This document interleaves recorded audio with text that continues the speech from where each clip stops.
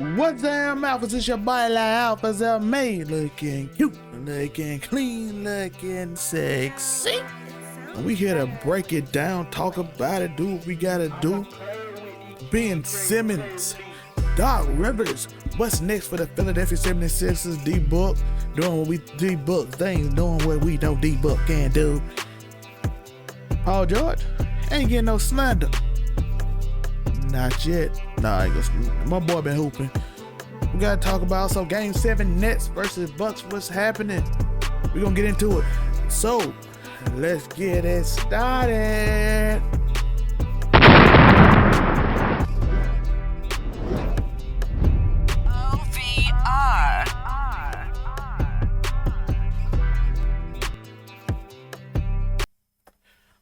Okay, first thing first, let's get out the way what we really talking about. Let's get out the way what we really here to talk about. Ben Simmons. He was trash. He was gas. But this is not the podcast we're gonna have for. We're having a sensible conversation about what's next, what's the problem, what's next, and how we're gonna talk about it. I got slander for Doc Rivers. I got the slander for the rivers of the dock, you know what I mean? We got to talk about that. We got to break that down. What's going on with Doc Rivers and the Philadelphia 76ers and what they should go doing for it first, but we're going to get into the Ben Simmons talk. Let's talk about Ben Simmons. He was offensively 4-on-5. He was essentially non-existent. I won't say he played for the other team because he got a lot of assists. He did control the pace. He set good screens. Third quarter, he looked like he started. He just decided he gonna get a little more aggressive. Then he didn't play for a long time. He played amazing defense on Trey. If you looked at his stats on Trey Young was under 40% when held by Ben Simmons. So he did earn that Defensive Player of the Year, the All-Team First Defense award he got. He earned it. But again, if you don't take shots, bro, not that you even missing, you don't take them, is a huge issue that 76 is gonna have to address. And let's talk about why it's so hard to address it, because you're not getting Dame Lillard for Ben Simmons at this point. You're not. You probably were never going to get Dame Lillard for Ben Simmons. It was probably never going to happen. I don't even know why that was even suggested. You might could get CJ McCollum, but 76er fans, I'm warning you, be careful what you wish for because you might get it. Be careful what you wish because you might get it, and that's something you really, I don't know if you're ready for that. No offense to CJ, but CJ sometimes, but I don't know. And let's talk about the why is that a risk. You asking me why is that a risk Ben can't shoot? Because it's simple. If you get CJ and he doesn't perform, which at times he does in the playoffs, sometimes he's killer. By the way, CJ a really good player. But sometimes he don't perform. If he don't perform and then you see Ben and he go into a new environment and that new coach, which actually help happens, unlock him. Similar to another player we don't want to talk about, Jason Kidd. People don't remember this because most of y'all are too young. Most of y'all listeners were too young when Jason Kidd was early in the year, 1994 to 2000. Well, 99, I'm going to say 99, which would be 5 or 6 years in the league, which would be one more year than Ben.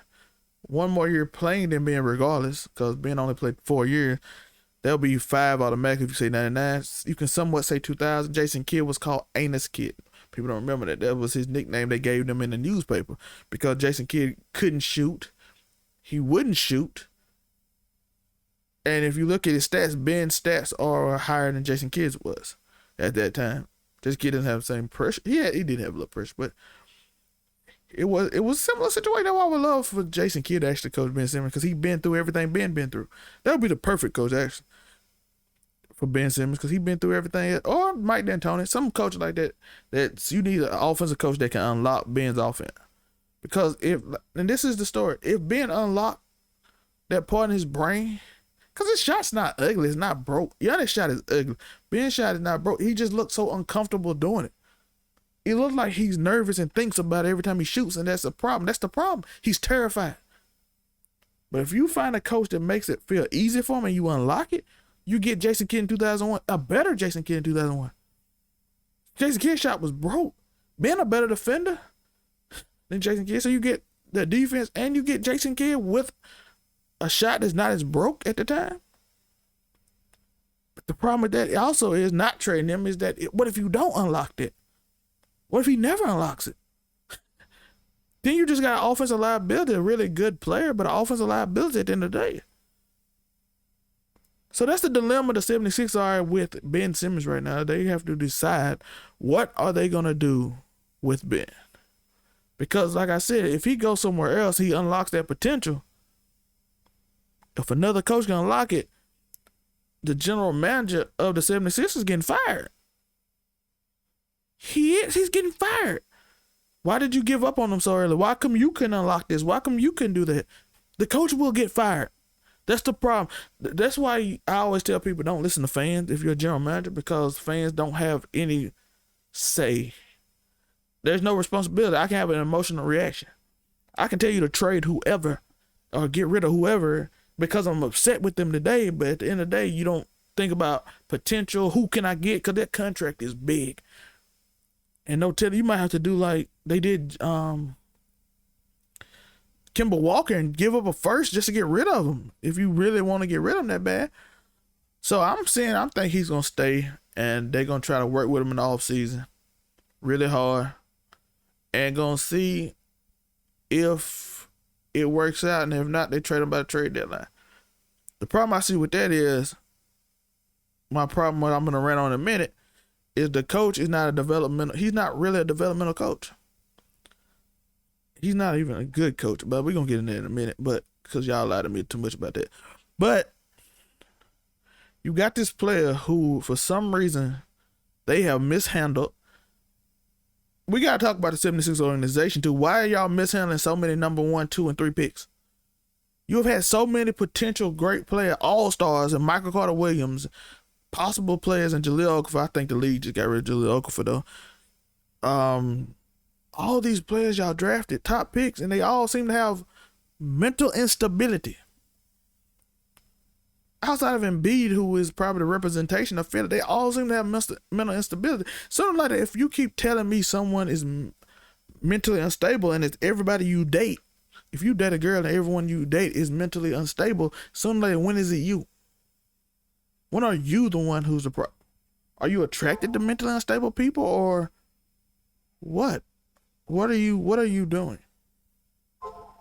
Can someone tell me what are you doing? Like I said, that's the problem the 76ers got. They got to figure it out. Are you going to, cause again, like I said, if you trade him and the coach unlock it, even if he would never unlock it in Philly, which I don't think he can at this point. I think he's going to always defer to Embiid, and that's going to be always his offensive problem. He got to go somewhere where they be like, yo, you got to score, or you got to get out. You can't have you scared to shoot a layup. The man had a wide open dunk and passed it at the bottom of the game. That's inexcusable. That's what I'm saying. I'm not defending him. I'm just telling you what the situation really is. Because no one's going to give you the honest conversation in this fight. Nobody's going to tell you the truth in this situation. You're going to always get this same old story about emotions and how he played bad, so we got to get rid of him. You're not going to get an honest talk. So that's what I wanted to do about Ben Simmons. He can dribble. He got post game. He got his jump shot ain't broke. I see him in the summer league actually doing it. It's just getting him to do it when it matters and not being afraid, which is something, like I said, somebody got to figure out how to unlock. I don't know if Philly gonna be able to do it, but, and the biggest reason why Doc Rivers can't coach, let's tell the truth, Doc Rivers was trash this series because some reason everybody and their mama knew that Gallinari was killing all Seth Curry. I mean, not George Hill the whole series. And Doc said, I'm not changing nothing I'm doing off. I'm defense. I'm not changing at all. Seth Curry was getting killed today. He never changed the game plan. He just sticks with the same game plan that he got him there, and then at the end of the day, it usually don't work. And how do I prove it don't work? He has the most game-clinching losses in NBA history. 26 losses when his team could clinch the series. He lost. Matter of fact, let's go to his best team. His best team is Boston Celtics. He was 11-16 in game-clinching situations. 11-16. That's not right. In series, he was up. Let me rephrase that. I got confused. In series, it was 26 games clinching situation in which he lost. that he had a chance to win. If he win, he move on to the next round. He's had 26 of those. He was 11-16 in series that he was up in. Let me make sure my stats right. I have to make sure I gotta look up my stats and make sure I got my stats right. Cause it is a lot of stats, my guy. It's a lot of stats in here. But yeah, essentially, like I said, Doc Rivers, the only coach to lose multiple. He lost 3-1 series leads. He has seven of the top, 10 largest blown leads in the last 2 years. 7 of them. 7 of top 10 blown leads in the playoffs. 7. That's in the last 2 years. He has a 26-point lead that he lost this year with the 17. 21 last year, 19 last year, 18 this year. At 16, he had a 12. And he had another one about 13 that he lost in the last 2 years. 2 different teams, 2 different set of players. You can't just say it's the player. He has a lot of blown leads when he was with the Celtics. There's a clip. I don't know if I'll find it and put it in here, but if I do find it, I'll put it in here. Where Phil Jackson said he's known for blowing leads. That's when the Lakers were down 3-2 to them in the finals and they lost the series. He is known for blowing leads. That's what Phil Jackson said as a coach. He said, don't worry, we're good. They're up 5 points, but Doc Rivers known for blowing leads. Another coach shouldn't be able to say that about you. Philly had a lot of problems. Not only that, how low IQ the team was, it was my problem with Doc too. Maurice Thybulle slapped a man on the head for a 3. I don't even know how he got to that position to slap him on the head, but in a tie game, you down 1, he slapped him in the head. That's low IQ. Ben Simmons did a nice spin move, a great move, good bag. Wide open dunk, he passed it. Wide open on the rim. Like a Seth Curry guarding Hubert. The whole game getting roasted. Ain't nothing he can do about it. He just ain't this tall. He can shoot over him and he was feeling it. Seth Curry did the best he could. Gallinari on George Hill, just shooting over him. Trey had a horrible shooting day, but at the same time they steal it. I don't know how to explain, but it was so much in that series. Embiid looked hurt. And he was not told to pass the ball. He was just throwing up bad shots and with horrible turnovers. I know his knee was hurt, so I'm not trying to blame him a lot. But them turnovers were horrible. Them settling for jump shots. I know your knee hurt. They're horrible decisions. Thybulle played very well, but he fouled too much. Dwight Howard was just running over people. He was just looking this way and just not running over Trae Young on offense. And he shot 2 free throws. Just like low IQ plays by that Doc had this whole series. This whole playoffs, his players were playing low IQ. It's 2 things I do not want if I was a coach. In my time, about 2 things I couldn't stand. A lack of hustle and low IQ. If we played with at least a decent IQ and a lot of hustle, I can accept that loss. The other team was better. But they barely beat you and you had no IQ. No IQ, no basketball IQ. The same that Seth Curry and Embiid play y'all ran so many times. I don't understand. Tobias Harris missed 5 layups. And I'm off this series, but I'm just telling y'all told me for years Doc was a great coach. I told y'all he wasn't. I said in 2003, when I was 12 years old, I told my uncle that this man who coached Orlando wasn't a good coach, and I'm going to play him in NBA Live, and I'm going to beat him every day because some reason his team, the way they played, I didn't like. If you don't believe me, I can get my ball on here next week and he can tell you I play specific team because I don't like the way they play and they make me upset, so I want to beat them all the time. I'm obsessive like that. I need help. I really do. But let's go to another series. Let's talk about the other series. Let's go over to the game yesterday. Devin Booker had a performance. And I talked about on this podcast that if Devin Booker step up and be a superstar, they got a chance to win. I don't know what you call a 40-point triple-double, but that looked like very superstarish to me. That looks very baby mama to me. Chris Paul gone, you took up the assist load. That is what superstars do. I've been sitting here talking about people I don't believe superstars forever. Not to mention that Embiid is unhealthy all the time. But you stepped up like a superstar and shot the Payne, bro. Cameron Payne, can't say no about him. DeAndre Ayton, his growth with Chris Paul has been amazing. And all that tells you is, man, you get the right people. Monty Williams, amazing. I also got to praise Atlanta, too. I'm gonna do that in a minute. Paul George played amazing tonight. He put on a show. They took him out. They lost the lead. Shout out to Ty Lue. He been coaching well. Aiden, Chris Paul, Monty Williams and Chris Paul has done amazing with them, man. They have done amazing, great growth from DeAndre Ayton, from a kid that I thought cried a lot because he wouldn't get his way and all kind of stuff. But yeah, man, stuff like that. That low IQ stuff, man, but watching that game was like watching a real high IQ game, and I enjoyed it. I enjoyed it. I enjoyed game 1 of the Western Conference Finals. Very high IQ. Clippers looked a little bit tired. They just played a game 7.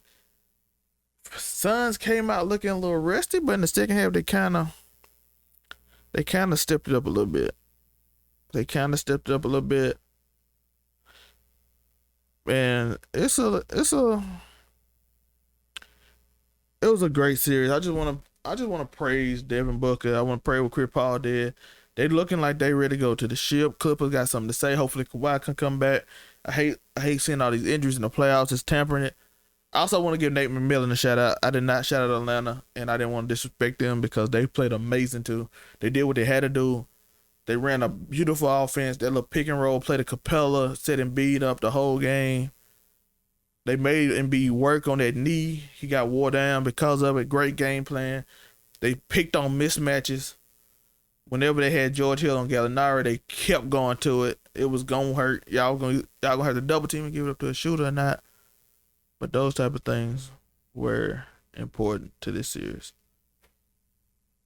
So yeah, I want to shout out Nate McMillan. They did great. Booker them did great. Now let's finish this up. I don't want this podcast too long today. I just want a quick one. I'm solo. We're getting back to it though. We're getting back to that grind.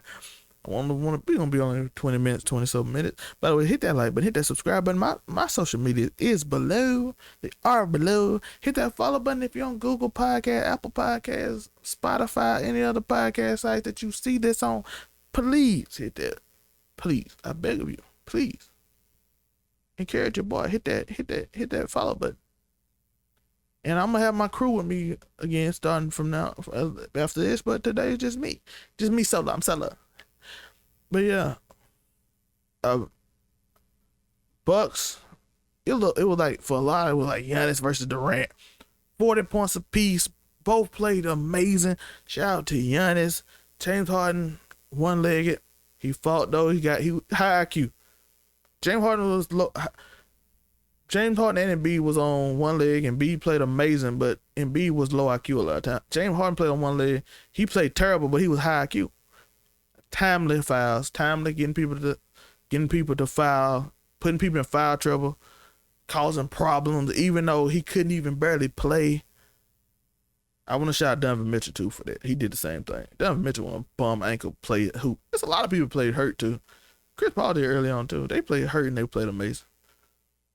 But yeah, that game was incredible. Watching Devin Booker, watching all those teams, they played very well. Nate McMillan, like I see, coached well. And again, Bud, I don't know, Bud, you got bailed out. Giannis and Chris Middleton bailed you out. Chris Middleton played a horrible series. Drew Holiday played horrible. I think this series will be a little easier for them. They ain't got to deal with that constant pressure of star power. It's gonna be Giannis gonna struggle a little bit with Capella. He's not quite as skilled as Embiid, so he's gonna struggle more with Capella. But he's healthy, so we gotta see how that works. Chris Middleton and Drew Holiday gonna have to play this series. I still think Bucks should handle this series though. But Atlanta feisty, man. They don't quit. They got Trae Young. He got that dog in him. They got a lot of shooters around them. Very high. McMillan coached that team amazingly. That series gonna be interesting. And the Bucks might be dead tired, even if they both had game 7, but it looked like one game 7 had everybody playing the whole game, while the other one didn't. So I'm looking forward to see what that happens with that on Wednesday, I believe. Tuesday, I think we get a game 2 of the Western Conference Finals. I'm looking at that series. I'm thinking Phoenix gonna take it. Even if Kawhi come back, Chris Paul come back, that evens it up. Booker is slowly evolving into a superstar. He's a superstar with help. Because Payne, Cam Johnson hit all those threes today. Y'all see Cam Johnson? Shout out Cam Johnson. And all those players. But yeah, and just in case somebody want to argue my Ben Simmons point, like I said, Jason Kidd, he didn't get good to his 7-8 year in the league. Steve Nash, 6-7 year in the league, he didn't get good. Certain people didn't have offensive game developed. It's a lot of players like that. You just don't pay attention to them because once they get good, you forget that they were bad. And that's how life is right now. Once players get good and start making big moments, plays in big moments, you kind of forget how bad. Right? You gotta remember they said Trae Young was gonna be a bust his first 2 years. And they said Devin Booker had a kid who had a bunch of empty stats, but now them same stats coming up in big moments because he getting time to shine. So again, prayers to manifesting blessings to Ben Simmons. His mental, I don't want a young black man to struggle like that mentally. I'm not telling y'all not to slander him. He got to play better. He didn't understand that. And he need to get slandered. And he need to be mentally tough to overcome it because he's great. Because if he wasn't great, we wouldn't care. But he's great. So he gotta overcome it. So I hope it works out, whether he's traded or not. Hope whoever gets him, he can unlock it either himself or through a coach or a franchise that believe in him. Because you never want to be honest, I don't like slandering people. People say I went off on Paul George last year. I did because he called himself playoff P, or he's about to be the MVP. He about to show up, and he didn't do it. So I called him out on it. And people should call people out on it. Just say stuff like that because you shouldn't just be running around saying you finna play hard, and then all of a sudden you come out there after the game and say, "Oh, I ain't the scorer on the team." Bro, you the leading scorer on the team, or the second leading scorer on the team. Yes, you are a scorer, but there's no reason I went on him. But again, Doc is terrible. Y'all keep telling me stuff. That man can't cope, bruh. To be honest with you, I'm trying to be positive. So I'm not gonna go in as much on Doc as I can. I told y'all the stats. Y'all don't believe the stats. You don't have to believe me because I tell you one thing. If it's consistent, if something is consistent, no matter where you go, it's you. If everybody you date, if you date 20 people and they all crazy, it might be you. Either you like crazy people or you make them crazy. And that's all I want to say. When I see something consistently happen, and the thing even about Ben getting worse on offense. He wasn't as bad his rookie year. He wasn't as bad his second year, but all of a sudden third year, he slowly regressed last year. It wasn't horrible. Then this year, I think even his points per game go down every year, hasn't it? I think it went up his second year, and then he kept going down the last 2 years. That's something I don't know what's going on. Like I said, same thing with the franchise of 76ers. Why does everybody you get seem to have mental instability? It's something wrong. We got to talk about that. Sometimes we got to be honest. It seemed to be a lot of instability in Philly overall. Carson Wentz, they all talking about Carson Wentz back in MVP form when he left Philly. Philly, you gotta work. You gotta figure it out. Everybody, you gotta look at yourself in life. Even me, if my views low, I gotta look at myself. That's why I took the last week off. You gotta go look at myself. Again, like and subscribe. Hit that follow button. I do apologize for being off last week, but I got stuff. We got stuff coming up, bro. We're trying to get out here. We're trying to move and have a live show every day. Keep it 99. Well, we're looking to make it live every day. So that'll be in the fall. So I'll update you more on that whenever we get to it. We're gonna try to take it. I got other adventures I'm going on right now, doing multiple things. Shout out to everybody about that. But I'm setting stuff up, trying to figuring out the new YouTube algorithm. I finally figured out it changed, so it changed on me. So I've been wasting my time with these tags, but I think I figured it out, and we're gonna keep growing from here. We're gonna get big, and overall 99 will be alpha and at the top. And as you know, we looking cute, we looking clean, and I see you out there. I see you in the comments. I see you listening. You looking sexy. And remember to keep stumping. Why? Because you never know. Ben Simmons might never become Jason Kidd, or he might become a better version of Jason Kidd. And then whoever on team you're on, whether it's Philly, Portland, with Dame, or anyone else, something amazing could happen. Or you can trade him and something amazing could happen because you get a better player. Either way, I love y'all. Peace.